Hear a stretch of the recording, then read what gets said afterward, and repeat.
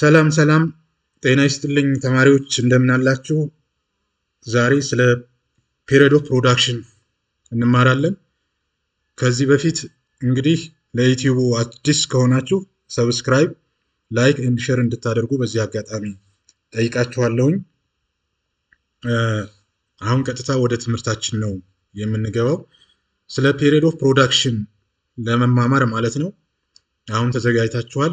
at the end of this section ከዚህ ትምህርት በኋላ ስለ short run እና long run production function መግለጽ ትችላላችሁ። differentiate among total product, average product, marginal product ምንድን ነው የሚለውንም በተገቢው መንገድ እናያለን። what makes a period of production short run and long run የሚለው እንደ startup activity ተሰጥቷችኋል። አሁን ከተማርን በኋላ ሾርት ረን ምንድነው ሎንግ ረን ምንድነው የሚለውን በሚገባ ትረዳላችሁ ማለት ነው።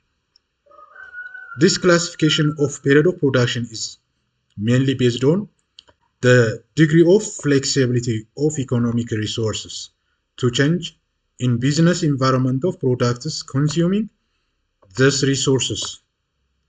ክላሲፊኬሽኑ ማለት ነው የፕሮዳክሽን ቤዝ ያደረገው በምንድነው ዲግሪ ኦፍ ፍሌክሲቢሊቲ ነው። ፍሌክሲብል ከመሆን አንፃር ምንድነው ፍሌክሲብል የሚያደርገው ብለን ስናስብ ኢኮኖሚክ ሪሶርስ ነው። ፍሌክሲብል እንዲሆን የሆነበት ምክንያት ኢኮኖሚክ ሪሶርሱ ቢዝነስ ኢንቫይሮንመንቱን ማለት ነው ኮንሱም የሚያደርገው የሚወስደውን በተለዋዋጭ ስለሆነ አንዳንድ ጊዜ ሊጨምር ይችላል። ምርትን ለመጨመር ስንል ኢንፑትን ልንጨምር እንችላለን። እንዲሁም ደግሞ ምርት ስንቀንስ የሆነ ኢንፑት ግብአት ልንቀንስ እንችላለን ማለት ነው። The two period of production is commonly known as short run and long run. period of production በሁለት እንከፍላለን። አንደኛ short run ይባላል፣ ሁለተኛ long run ይባላል ማለት ነው። short run ስንል ምን ማለታችን? ከሎንግ ረን በምን ይለያል? Short run refers to period of production in which at least one of the input is fixed, while the remaining input is variable. Inputን ምን ብለን ከፍለናል? ፊክስድ እና ቫሪያብል ኢንፑት ብለናል አይደለ ከዚህ በፊት። ስለዚህ ሾርት ረን ስንል at least one of the input is fixed፣ አንደኛው ውስን ነው፣ ፊክስድ ነው፣ ቋሚ ነው፣ የማይለወጥ ነው። ሌሎች ኢንፑቶች ምን ይሆናሉ ማለት ነው? ቫሪያብል ቫሪ ያደርጋሉ፣ ይለዋወጣሉ ማለት ነው። This implies an increase in output in short run can be brought about by increasing those inputs that can be varied, which are known as variable inputs. ስለ variable input ከዚህ በፊት ስለገለጽን ይህንንም መያዝ ትችላላችሁ ማለት ነው። increasing or decreasing የምናደርግ ከሆነ For example, if a producer wishes to increase an output in a short run, she or he can do so by using more of the variable factors like labor and raw materials. ምን ያደርጋሉ? ቫሪ የሚያደርጉ ለምሳሌ ሌበርን በመጨመር ወይም በመቀነስ ሊሆን ይችላል። ሮ ማቴሪያል በመጨመር ወይም በመቀነስ short run. One input is fixed ብለናል። For example, ቢልዲንግ የሆነ ምርት የሚመረትበት ህንፃ ቢኖር ያ ምንድነው? ፊክስድ ነው። ማሽን ምንድነው? የሆነ ምርት የሚያመርት ማሽን ፊክስድ ነው።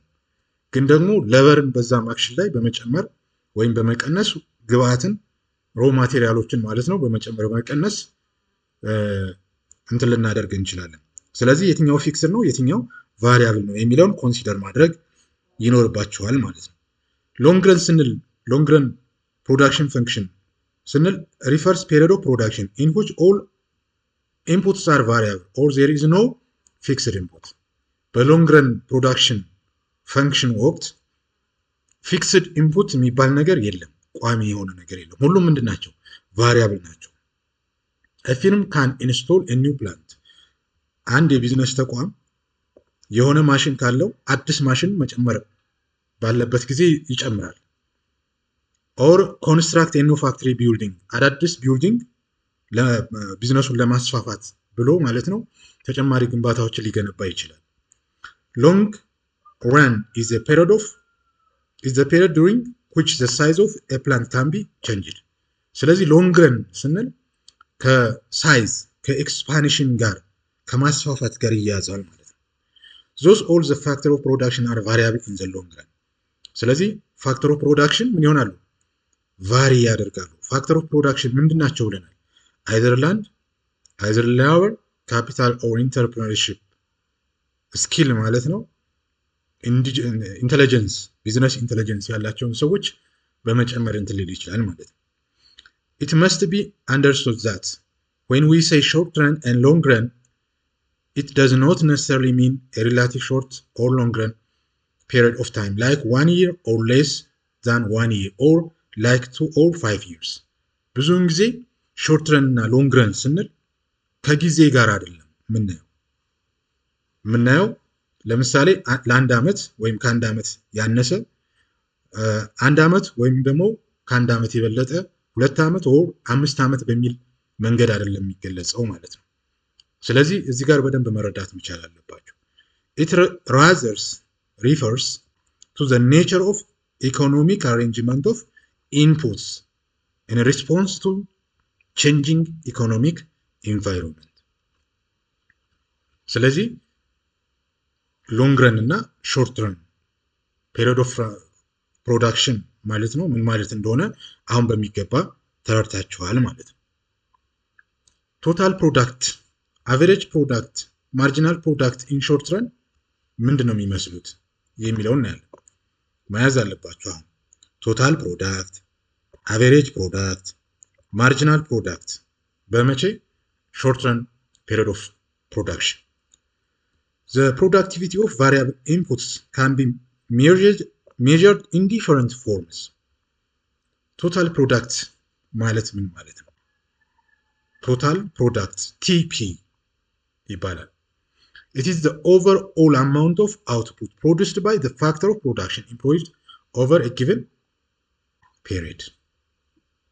ሁሉም ፋክተር ኦፍ ፕሮዳክሽን ማለት ነው በአንድ ላይ ሆነው የሆነ አውትፑት ምርት ሲመረት ኤምፕሎይድ ተደርጎ የሆነ ምርት ሲመረት ጥቅል ምርት የሚገኘውን ምርት ጠቅላላውን ማለት ነው ቶታል ፕሮዳክት እንለዋለን።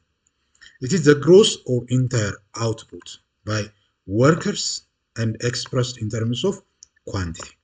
ቶታል ፕሮዳክትን ግሮስ ጥቅሉን ማለት ነው or entire output by workers በሰራተኛው ማለት ነው ይገለጽና የሚወከለው ደግሞ በኳንቲቲ ነው Q።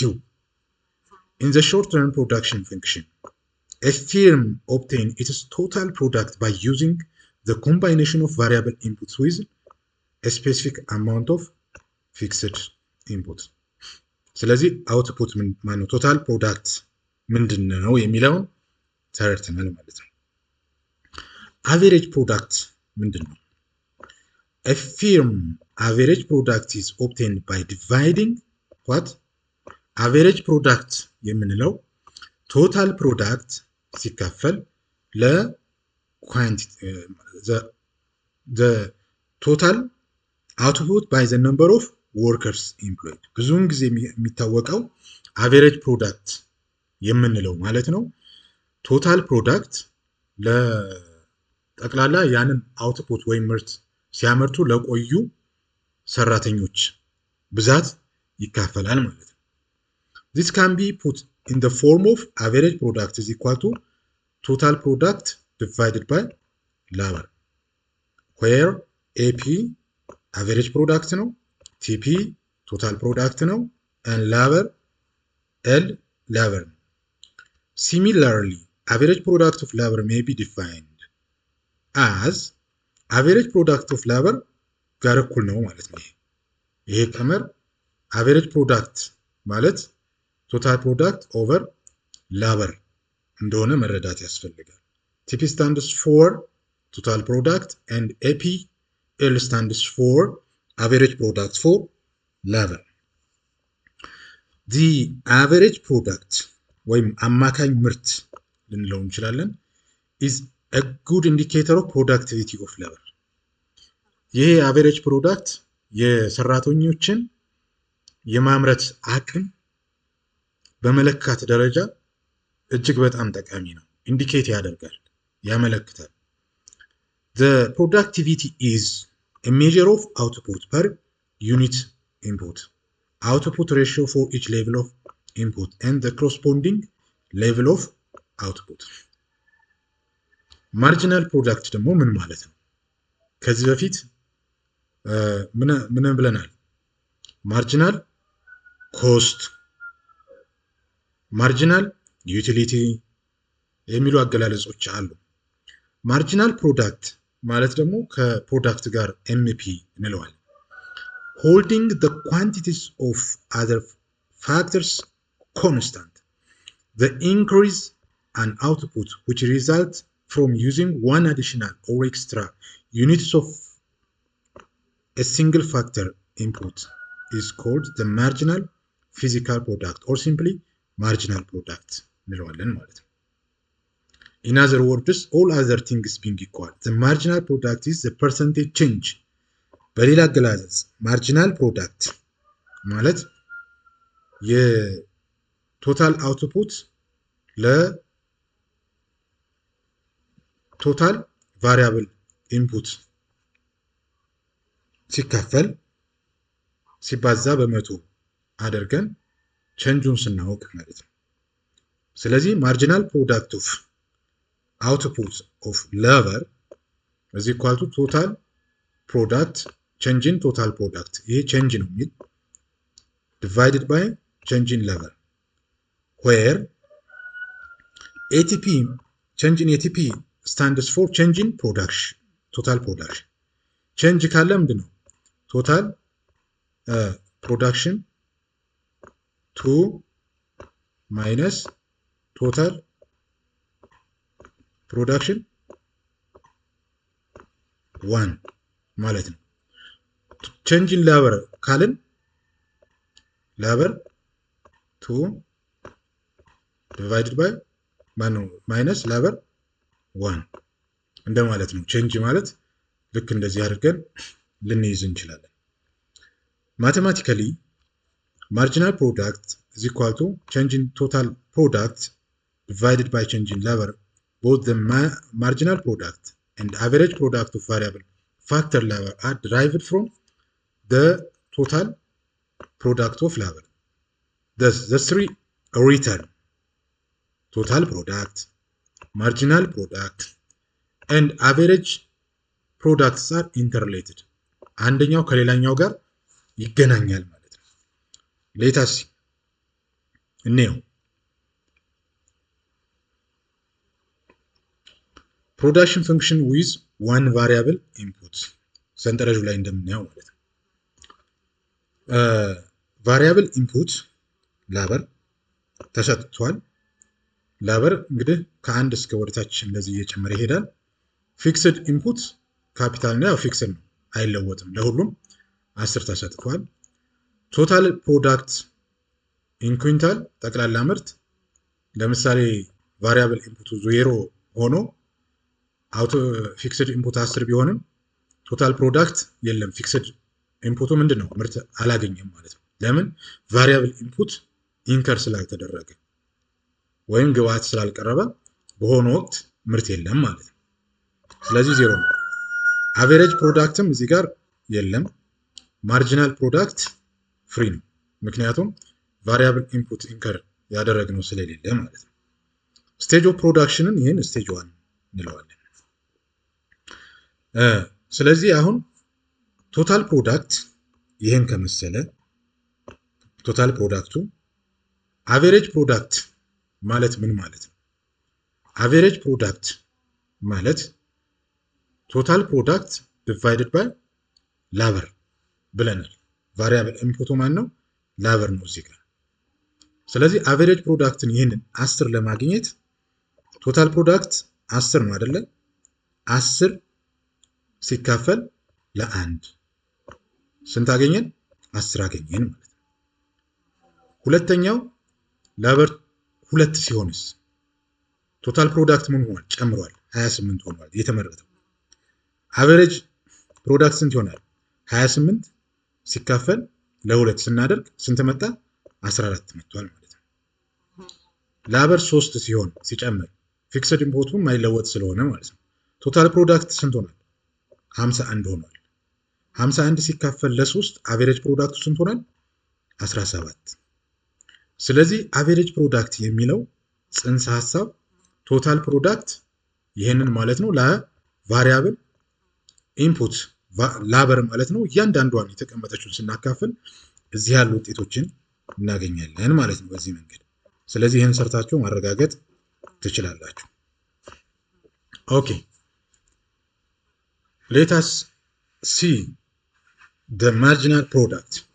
ማርጂናል ፕሮዳክት ኦፍ ላበር ምን ብለናል? እዚህ ኳቱ change in total product change in total product ብለናል። total product divided by change in ላበር ብለናል። ላበር ስለዚህ እዚህ 10 እንዴት መጣ ስንል የምናየው ማለት ነው ቶታል ፕሮዳክት ይሄ ነው። ይሄንና ይሄንን እንይዛለን። ይሄንና ይሄንን እንይዛለን ማለት ነው። ስለዚህ 10 ቼንጅ ኢን ፕሮዳክት ስለሆነ 10 ሲቀነስ 0 ስንት ነው? 10 ማለት ነው። ቫሪያብል ላበር ቼንጁን ደግሞ 1 ሲቀነስ 0 ስንት ነው? 1 ነው። ስለዚህ 10 ሲካፈል ለ1 ስንት ይሆናል? 10 ይሆናል ማለት ነው። 18 እንዴት መጣ ስንል ደግሞ በዚህ ጋር ስንት ሆናል? እዚህ ቶታል ፕሮዳክቱ 28 ማለት ነው። ቼንጅን ቶታል ማለት ይችን የዚችን ይዘን ነው አሁን የሁለትን ይዘን ማለት ነው 28 ሲቀነስ 10 እንላለን ወደ ላይ 10 ከ28 ላይ 10 ስንት ነው? 8 ይሆናል አይደለ? ማን ነው 18 ይሆናል። ከሁለት ላይ 1 ስንቀንስ ስንት ይሆናል? 1 ይሆናል። ስለዚህ 18 ሲካፈል ለ1 ስንል 18 ይመጣል ማለት ነው። ኔክስት የሶስትን ደግሞ እንስራ። የሶስትን ማርጂናል ፕሮዳክት ማርጂናል ፕሮዳክት ለመስራት 51 እና 28 ያስፈልጉናል። 51 ሲቀነስ 28 ስንት ይሆናል? 17 ይሆናል ማለት ነው። ኖ 23 ይሆናል ማለት ነው። እዚህ ጋር ከ3 ላይ 2 ሲቀነስ ያው 1 ነው። 23 ሲካፈል ለ1 23 ነው። ውጤቱም ስንት ይሆናል? 23 ይሆናል ማለት ነው። የአራተኛውን የዚህን ስንሰራ ማለት ነው 76 ሲቀነስ 51 ስንት ይሆናል? 25 ይሆናል ማለት ነው። ከ4 ላይ ሲቀነስ 3 1 ይሆናል። 25 ሲካፈል ለ1 25 ይሆናል ማለት ነው።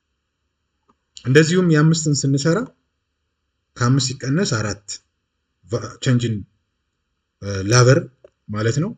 ከ95 ሲቀነስ 76 እንትን ስንል 19 ይመጣል። 19 ሲካፈል ለ1 19 ይመጣል ማለት ነው።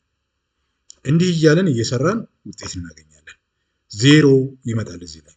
ከዛ ኔጌቲቭ ይመጣል እዚህ እያያችሁ ስትሄዱ ማለት ነው ኔጌቲቭ።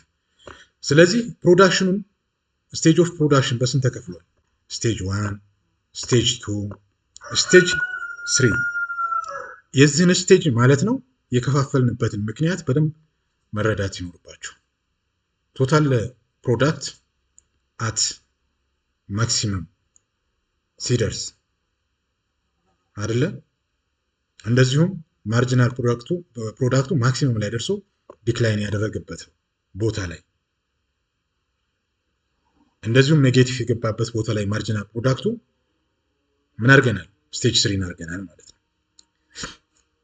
The above schedule can also be expressed graphically by drawing total product, average product and marginal productን ማለት ነው። እዚህ ጋር ከዚህ በፊት ግራፍ እንዴት እንደምንሰራ ስላየን ለፕሮዳክትም የምንሰራው ያው እና ተመሳሳይ ይሆናል። ዋይ አክሲስን ለፕሮዳክት እንሰጣለን።